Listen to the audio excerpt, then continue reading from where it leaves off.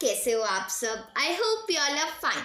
तो आज मैं आपको सुनाने वाली हूँ तेनालीराम की एक कहानी, रिश्वत का खेल। विजयनगर के राजा कृष्णदेव राय के दरबार में कलाकारों का बड़ा सम्मान था। उनके दरबार में संगीतकारों, गीतकारों, कवियों और नर्तकियों का तांता लगा रहता था। वो सभी दरबार में अपनी अपनी कला का प्रदर्शन करते थे और इसके बदले उन्हें पुरस्कार दिया जाता था। महाराज किसी भी कलाकार को कोई भी पुरस्कार या धनराशि देने से पहले तेनालीराम से सलाह जरूर मांगते थे। उन्हें अब पता था कि तेनालीराम बुद्धिमान तो है ही, साथ ही उसे कला की भी अच्छी पहचान है। तेनालीराम को मिलने वाले इस सम्मान से बाकी दरबारियों को जलन थी। दरबारी चाहते थे कि राजा तेनालीराम पर विश्वास करना बंद कर दें। एक बार तेनालीराम दरबार में न आ सके। उनकी गैर मौजूदगी का फायदा उठाते हुए दरबारियों ने राजा के कान भरने शुरू कर दिए। उन्होंने राजा से कहा, महाराज, तेनालीराम बहुत बेईमान आदमी है। जिस भी कलाकार को उसे पुरस्कार दिलाना होता है वो उससे पहले रिश्वत ले लेता है, इसलिए आप उससे इस विषय में सलाह लेना बंद कर दीजिए। 4-5 दिन तक तेनालीराम दरबार में नहीं आए तो दरबारियों ने फिर वही बात राजा से कही। सभी दरबारियों के बार बार कहने पर राजा को भी तेनालीराम पर शक हो गया। जब कुछ दिन बाद तेनालीराम दरबार में उपस्थित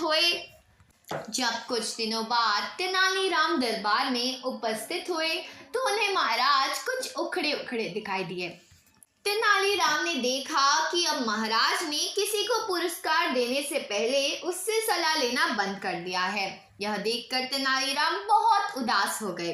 फिर एक दिन राजा के दरबार में एक गायन प्रतियोगिता का आयोजन किया गया।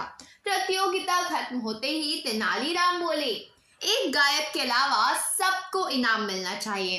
लेकिन राजा ने तेनालीराम की बात टाल दी और बिल्कुल उल्टा व्यवहार किया। उन्होंने उस एक गायक को इनाम देकर बाकी सबको खाली हाथ लौटा दिया। तेनालीराम के लिए बहुत अपमानजनक बात थी। सभी दरबारी तेनालीराम का यह अपमान देखकर बहुत खुश हुए। कुछ दिनों बाद दरबार में एक बहुत ही सुरीला गायक अपनी कला का प्रदर्शन करने के लिए आया। राजा की आज्ञा पाकर उसने गाना शुरू कर दिया। उसकी आवाज और सुर ताल बहुत मधुर थे।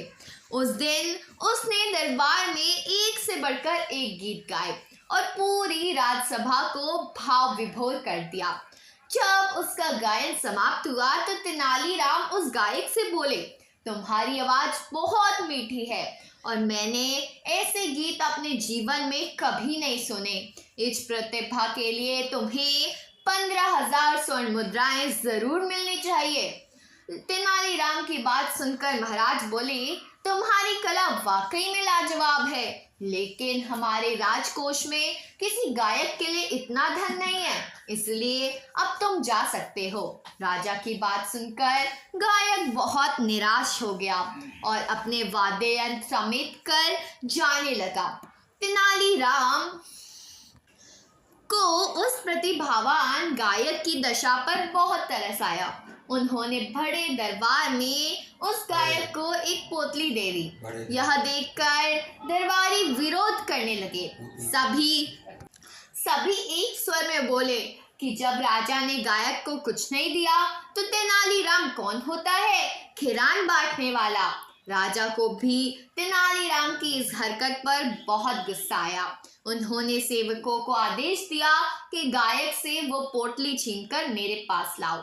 सेवक पोटली लेकर राजा के पास आए। राजा ने उस पोटली को खोला तो उसमें मिट्टी का एक बर्तन था। मिट्टी का बर्तन देखकर राजा ने तेनालीराम से सवाल किया कि ये बर्तन तुम गायक को क्यों देना चाहते हो? तेनालीराम बोले, महाराज, बेचारा यह गायक इनाम तो हासिल नहीं कर पाया, लेकिन कम से कम इस दरबार से खाली हाथ तो नहीं जाएगा। इस मिट्टी के बर्तन में वो तारीफ और वाहवाही भरकर ले जाएगा।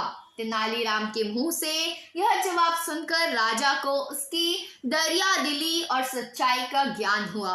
उनका गुस्सा गायब हो गया और राजा ने गायक को 15,000 स्वर्ण मुद्राएं इनाम में दे दी।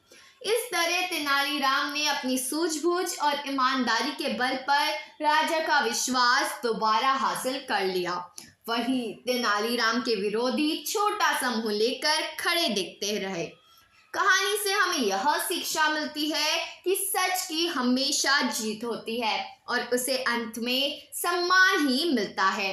तो दोस्तों, आज की कहानी यही थी। अगर कहानी पसंद आई हो तो वीडियो को लाइक करना बिल्कुल भी मत भूलिए और चैनल को सब्सक्राइब करना भी मत भूलना। तो मिलते हैं अगली वीडियो में। अभी के लिए बाय बाय।